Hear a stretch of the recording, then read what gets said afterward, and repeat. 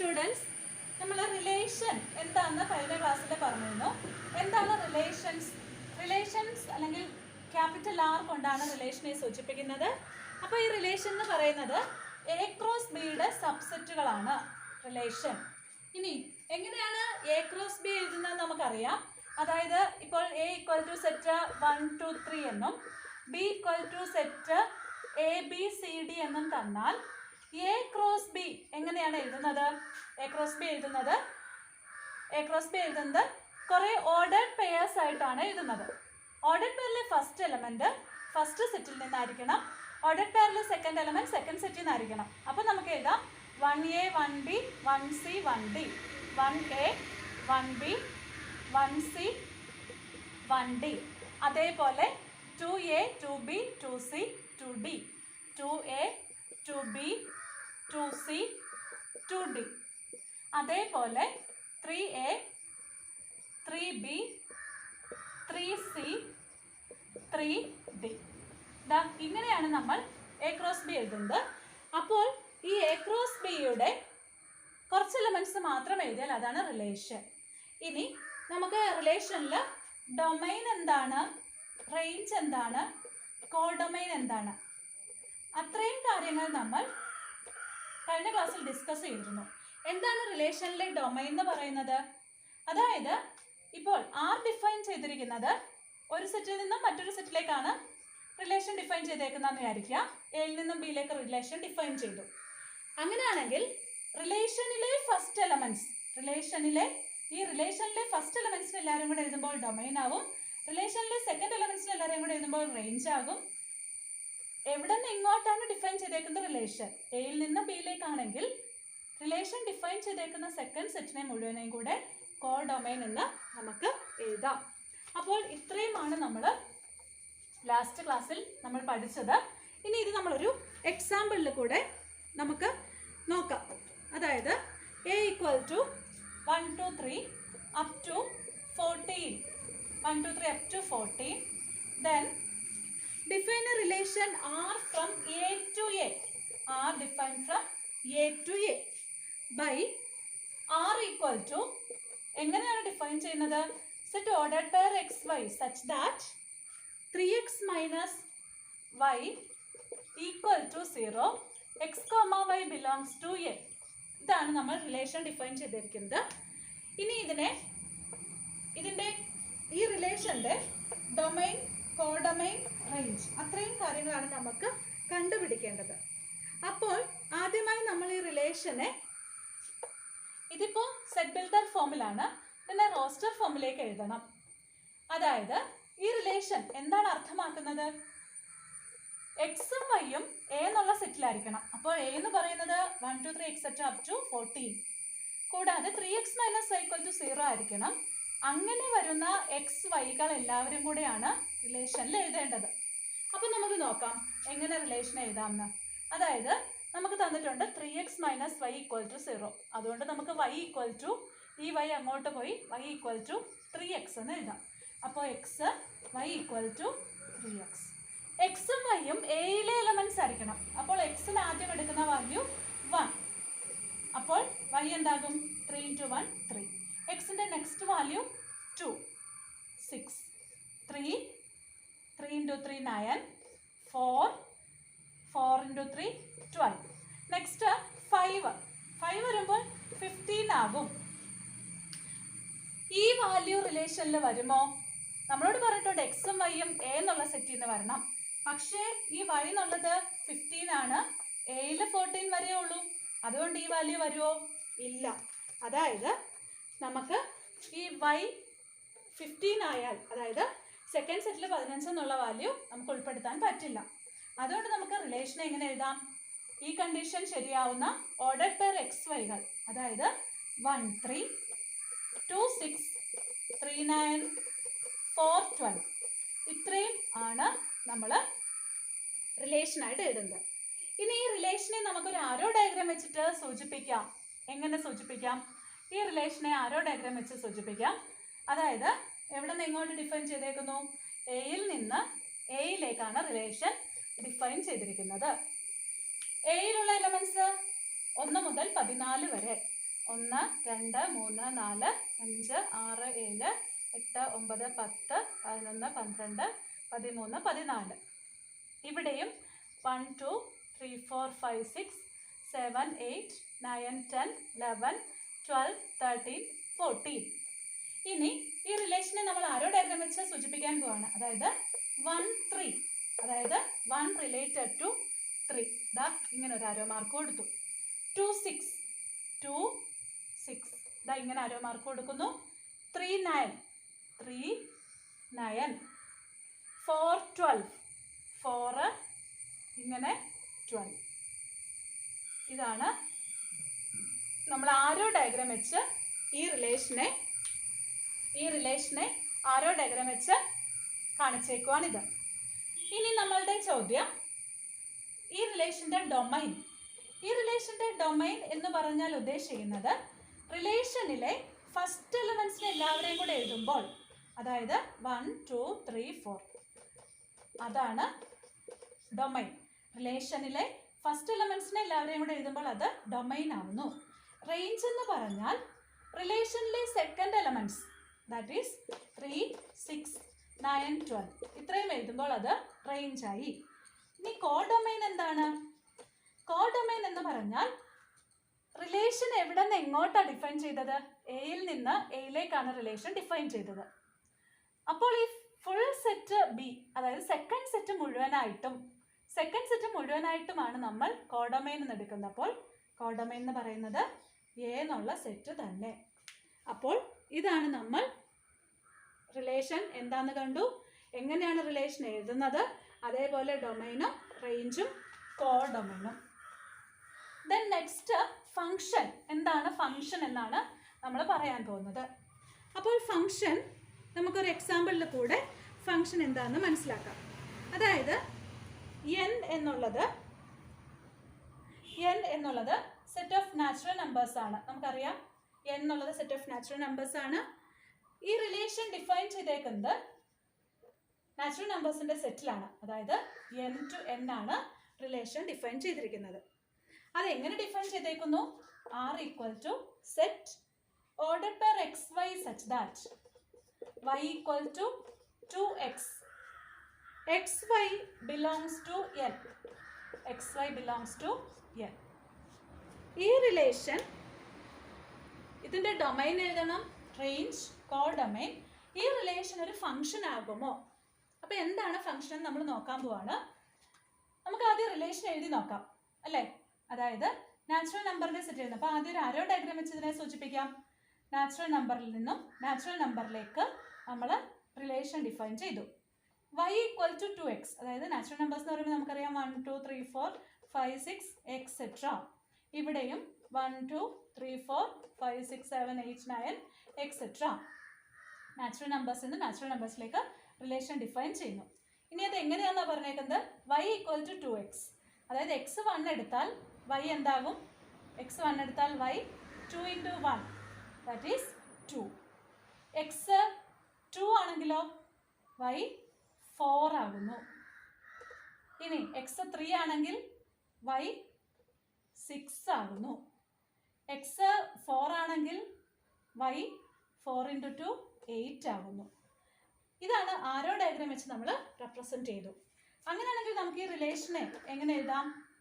1 2 2 4 3 6 4 8 etcetera.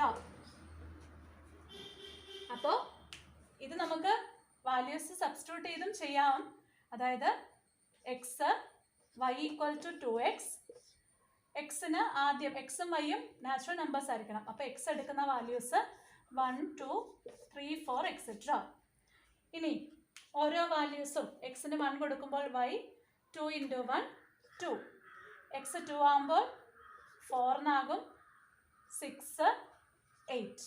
അങ്ങനെ നമുക്ക് എഴുതാം. അപ്പോൾ 1 2 2 4 3 6 4 8 എക്സെട്ര. അങ്ങനെയാണെങ്കിൽ ഇതിൻ്റെ ഡൊമൈൻ എന്തായിരിക്കും? ഡൊമൈൻ എന്ന് പറഞ്ഞാൽ റിലേഷനിലെ ഫസ്റ്റ് എലമെൻറ്റ്സ് അവരെ എഴുതി കഴിയുമ്പോൾ ഡൊമൈൻ ആയി. അതായത് 1 2 3 4 റിലേഷനിലെ ഫസ്റ്റ് എലമെൻറ്റ്സ് എക്സെട്ര എന്നുള്ളത് കൊണ്ടാണ് നമ്മളിവിടെ എക്സെട്ര എന്നിട്ടത്. ഇനി റേഞ്ച് എന്താണ്? റേഞ്ച് എന്ന് പറഞ്ഞാൽ റിലേഷനിലെ സെക്കൻഡ് എലമെന്റ്സ് 2, 4, 6, 8 2, 4, 6, 8 എക്സെട്ര അത് എഴുതുമ്പോൾ റേഞ്ച് ആവുന്നു. ഇനി എന്താണ് കോഡൊമൈൻ? നാച്ചുറൽ നമ്പറിൽ നിന്നും നാച്ചുറൽ നമ്പറിലേക്കാണ് റിലേഷൻ ഡിഫൈൻ ചെയ്തേക്കുന്നത്.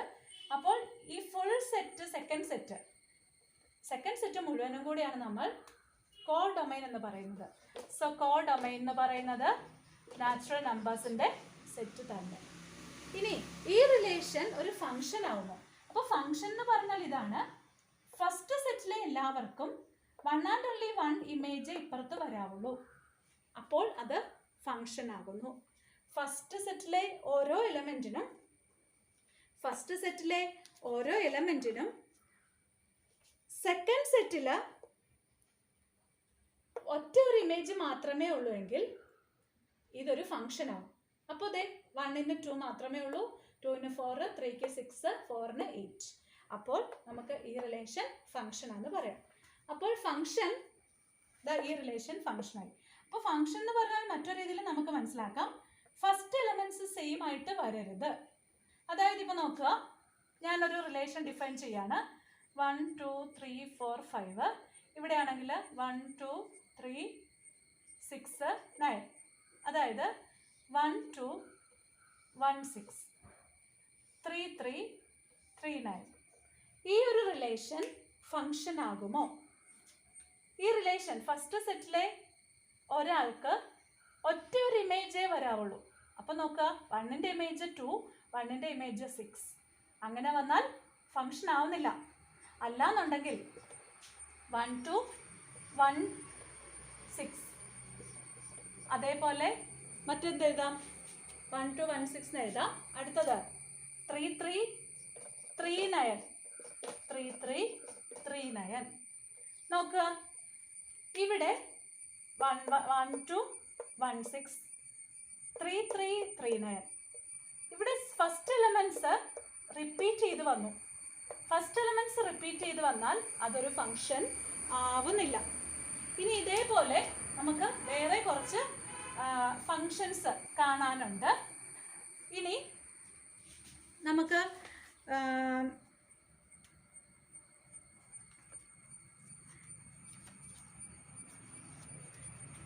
Identity function. അപ്പോൾ ഐഡന്റിറ്റി ഫംഗ്ഷൻ എന്ന് പറഞ്ഞാൽ എന്താണ് എന്ന് നോക്കാം.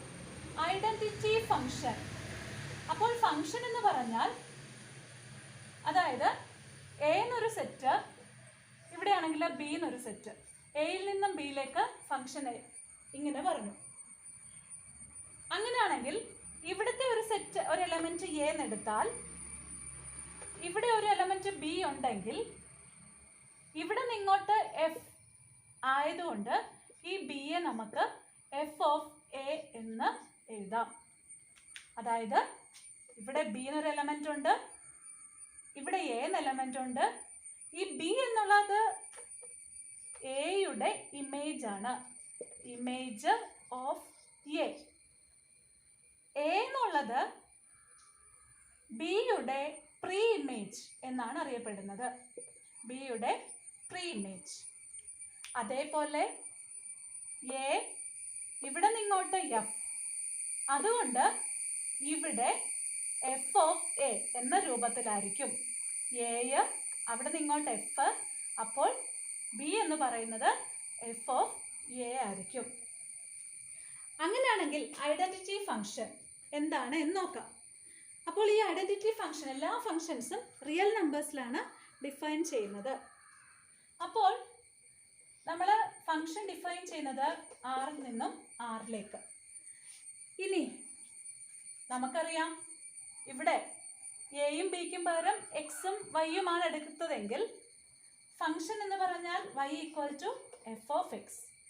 ആ ഫംഗ്ഷൻ ഐഡന്റിറ്റി ആയിരിക്കണം. എന്താണ് ഐഡന്റിറ്റി? ഇവിടെ ഒരു എക്സ് എടുത്താൽ, അതായത് ആറിൽ നിന്നും ആറിലേക്കാണ് നമ്മൾ ഫംഗ്ഷൻ ഡിഫൈൻ ചെയ്യാൻ പോകുന്നത്. ഐഡന്റിറ്റി എന്ന് പറഞ്ഞാൽ സെയിം ആണ് എന്ന് ഓർക്കുക. അപ്പോൾ ഇവിടെ എക്സ് എടുത്താൽ അതിൻ്റെ ഇമേജും എക്സ് തന്നെ ആയിരിക്കണം. അതാണ് ഐഡന്റിറ്റി ഫംഗ്ഷൻ.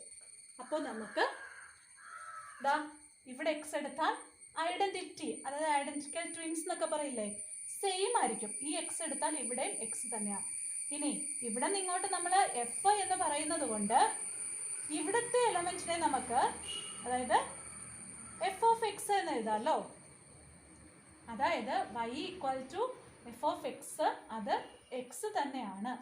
അതാണ് ഐഡന്റിറ്റി ഫംഗ്ഷൻ. അങ്ങനെയാണെങ്കിൽ കോൺസ്റ്റന്റ് ഫംഗ്ഷൻ എന്തായിരിക്കും? കോൺസ്റ്റന്റ് ഫംഗ്ഷൻ എന്ന് പറഞ്ഞാൽ ഫംഗ്ഷൻ കോൺസ്റ്റന്റ് ആണ്. ഫംഗ്ഷൻ എന്ന് പറഞ്ഞാൽ എന്താണ്? y equal to F of X. അത് കോൺസ്റ്റന്റ് ആയിരിക്കണം. അതായത് രണ്ട് സെറ്റ് ഉണ്ട്, ഇവിടെ എക്സ് ഉണ്ട്. അപ്പോൾ നമ്മൾ ഇവിടെയുള്ള എലമെന്റ് y ആയിട്ട് എടുത്താൽ ഇത് f of x, y equal to F of x ആയിരിക്കും.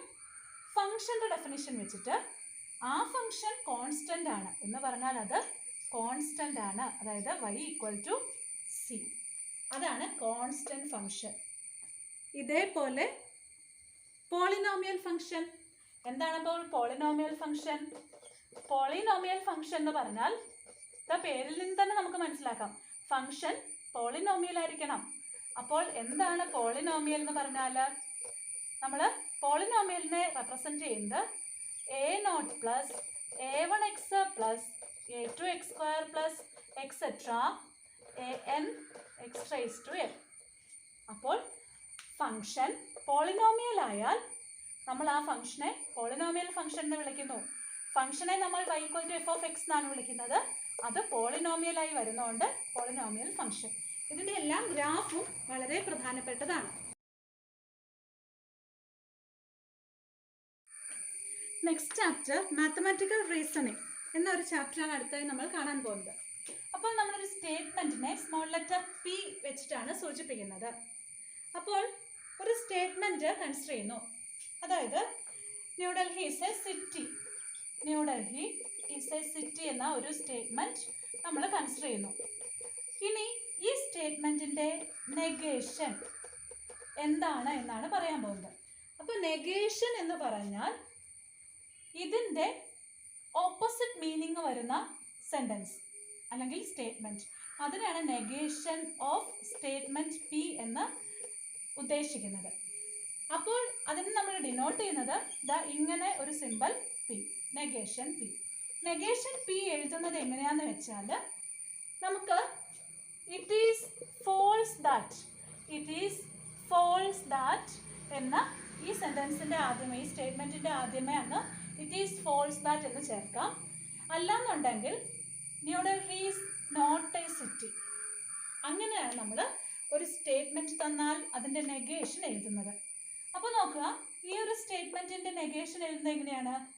It is false that New Delhi is a city, അല്ലെങ്കിൽ New Delhi is not a city. അങ്ങനെയാണ് നെഗേഷൻ എഴുതുന്നത്. ഇനി ഈ സ്റ്റേറ്റ്മെൻറ്റിൻ്റെ അല്ലെങ്കിൽ ഒരു സ്റ്റേറ്റ്മെൻറ്റ്സിനെ നമ്മൾ സ്മോൾ ലെറ്റേഴ്സ് ആയിട്ടുള്ള പി അല്ലെങ്കിൽ ക്യൂ, ഈ ലെറ്റേഴ്സ് വെച്ചിട്ടാണ് നമ്മൾ സ്റ്റേറ്റ്മെൻറ്റിനെ സൂചിപ്പിക്കുന്നത്. ഇനി അതിൻ്റെ അർത്ഥം എന്താണെന്ന് പറഞ്ഞല്ലോ, നെഗേഷൻ ആദ്യം എന്താന്ന് പറഞ്ഞു? നെഗേഷൻ പി എന്ന് പറഞ്ഞാൽ നെഗേഷൻ പി ഇങ്ങനെയാണ് എഴുതുന്നത്. പി എന്താണോ അതിൻ്റെ ഓപ്പോസിറ്റ് മീനിങ് വരുന്നതാണ് നെഗേഷൻ പി. ഇനി റൂട്ട് 7 ഈസ് റാഷണൽ എന്ന ഒരു സ്റ്റേറ്റ്മെൻറ്റ്. അപ്പോൾ അതിനെ ഞാൻ പി എന്നെടുക്കട്ടെ. അങ്ങനെയാണെങ്കിൽ ഈ സ്റ്റേറ്റ്മെൻറ്റിൻ്റെ നെഗേഷൻ എന്ന് പറഞ്ഞാൽ എന്താ? നെഗേഷൻ പി പല രീതിയിൽ എഴുതാം. ഒന്നെങ്കിൽ ഈ സെൻറ്റൻസിൻ്റെ മുമ്പായിട്ട് ഇറ്റ് ഈസ് ഫോൾസ് ദാറ്റ് എന്ന് എഴുതിയാൽ മതി. It is false that root 7 is rational, അങ്ങനെ എഴുതാം. അല്ലാന്നുണ്ടെങ്കിൽ റൂട്ട് 7 ഈസ് നോട്ട് റാഷണൽ. അപ്പോൾ ഇത്രയുമേ ഉദ്ദേശിക്കുന്നുള്ളൂ. തന്നിരിക്കുന്ന സ്റ്റേറ്റ്മെൻറ്റ് എന്താണോ അതിൻ്റെ ഓപ്പോസിറ്റ് മീനിങ് വരുന്ന രീതിയിൽ ഇറ്റ് ഈസ് ഫോൾസ് ദാറ്റ് എന്നോ നോട്ട് എന്നോ it is not the case എന്നോ ഉപയോഗിക്കാം. ഈ 3 ഫ്രേസസ് യൂസ് ചെയ്ത് നമുക്ക് തന്നിരിക്കുന്ന സ്റ്റേറ്റ്മെൻറ്റിൻ്റെ ഓപ്പോസിറ്റ് മീനിങ് വരുന്ന രീതിയിൽ എഴുതുമ്പോൾ അതാണ് negation P. The sum of 3 and 4 is 9. P എന്നുള്ള statement the sum of 3 and 4 is 9. ഇതാണ് നമ്മളുടെ സ്റ്റേറ്റ്മെന്റ്.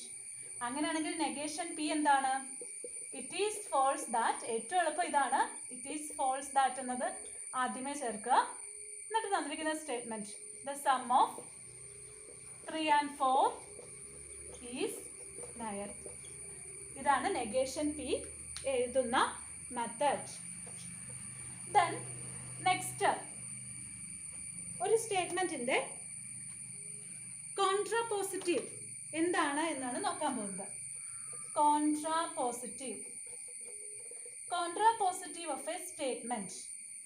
കോൺട്രാപോസിറ്റീവ് എന്ന് പറഞ്ഞാൽ നോക്കുക, നമുക്കൊരു സ്റ്റേറ്റ്മെന്റ് തന്നു, ഇഫ് പി ദെൻ ക്യൂ, ഇങ്ങനൊരു സ്റ്റേറ്റ്മെന്റ് തന്നിരിക്കുകയാണ്. അങ്ങനെയാണെങ്കിൽ ഇതിന്റെ കോൺട്രാപോസിറ്റീവ് എന്ന് പറഞ്ഞാൽ if negation Q then negation P. അതാണ് കോൺട്രാപോസിറ്റീവ്. അതായത് ഒരു സ്റ്റേറ്റ്മെന്റ് തന്നു ഇഫ് പി ദെൻ ക്യൂ, അതിന്റെ കോൺട്രാപോസിറ്റീവ് എന്ന് പറഞ്ഞാൽ if negation Q then negation P. അതാണ് കോൺട്രാപോസിറ്റീവ്. അപ്പോൾ ആ മീനിങ്ങും കൂടെ നോക്കിയിട്ട് വേണം നമ്മൾ അതിന്റെ കാര്യം എഴുതാൻ.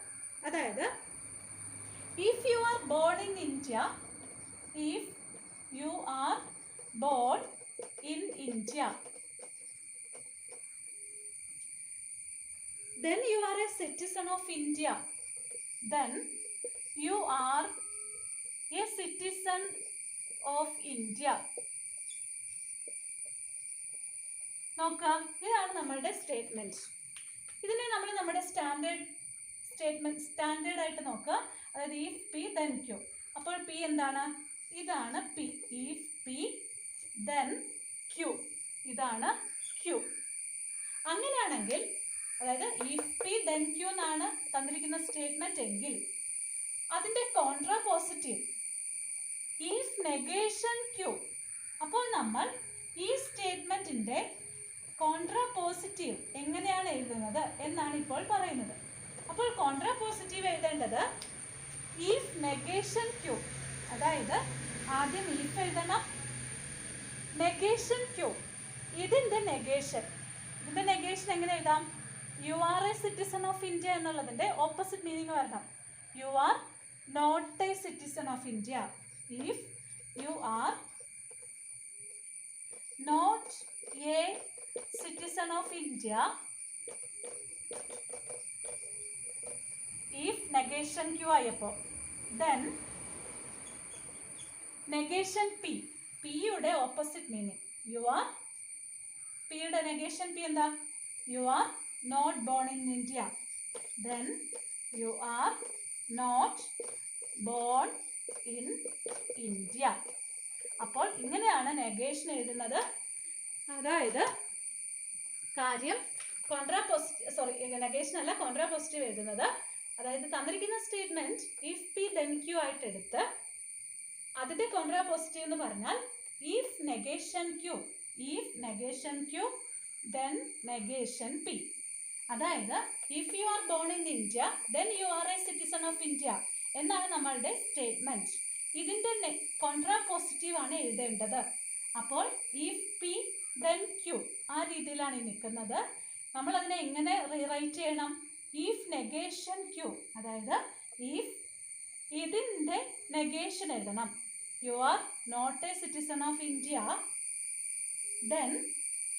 then negation P, then you are not born in India. അപ്പോൾ ഇങ്ങനെയാണ് നമ്മൾ കോൺട്രാപോസിറ്റീവ് എഴുതുന്നത്. ഇനി ഇതേപോലെ കോൺവേഴ്സ് ഓഫ് എ സ്റ്റേറ്റ്മെന്റ് എന്താണെന്നാണ് അടുത്തത് കാണാൻ പോകുന്നത്. കോൺവേഴ്സ് ഓഫ് എ സ്റ്റേറ്റ്മെന്റ് എന്ന് പറയുന്നത് അതിങ്ങനെയാണ്. ഇഫ് പി ദെൻ ക്യൂ, അതായത് തന്നിരിക്കുന്ന statement if P then Q, ഇതാണ് തന്നിരിക്കുന്ന സ്റ്റേറ്റ്മെന്റ്. അപ്പോൾ അതിൻ്റെ കോൺവേഴ്സ് എന്ന് പറഞ്ഞാൽ നേരെ തിരിച്ച് ഇഫ് ക്യൂ ദെൻ പി. അപ്പോൾ ഇഫ് പി ദെൻ ക്യൂ എന്നാണ് ഒരു സ്റ്റേറ്റ്മെന്റ്. അതിൻ്റെ കോൺവേഴ്സ് എന്ന് പറയുന്നത് നേരെ തിരിച്ച് പറയുക ഇഫ് ക്യൂ ദെൻ പി. അതായത് if a number is divisible by 10, if a number is divisible by 10, if a number is divisible by 10, it is divisible by 5. It is divisible by 5. ഇതാണ് നമ്മളുടെ statement. അതിൻ്റെ converse ആണ് എഴുതേണ്ടത്. അപ്പോൾ എങ്ങനെ ഈ സ്റ്റേറ്റ്മെൻറ്റിൻ്റെ converse എഴുതാം? ഈ തന്നിരിക്കുന്നതിനെ നമ്മൾ ഇഫ് പി ദെൻ ക്യൂ പോലെ എടുക്കുക. അപ്പോൾ പി എന്താണ്? ഇതാണ് പി. അപ്പോൾ if P then Q, Q എന്ന് പറയുന്നത് അപ്പോൾ ഇതാണ്. അങ്ങനെയാണെങ്കിൽ കോൺവേഴ്സ് പറയേണ്ട രീതി എങ്ങനെയാണ്? ഇഫ് പി ദെൻ ക്യൂ ആണെങ്കിൽ അതിൻ്റെ കോൺവേഴ്സ് എന്ന് പറയുന്നത് ഇഫ് ക്യൂ ദെൻ പി. അതായത് ഇഫ് ക്യൂ, ഇറ്റ് എന്നുള്ളതിന് നമ്മൾ ആദ്യം പറയുന്നതായതുകൊണ്ട് if a number is divisible by 5, if a number is divisible by 5, അതായത് ഇഫ് ക്യൂ ദെൻ പി. അപ്പോൾ comma it is divisible by 10, it is divisible by 10. ഇങ്ങനെയാണ് നമ്മൾ converse എഴുതുന്നത്. ഓക്കെ.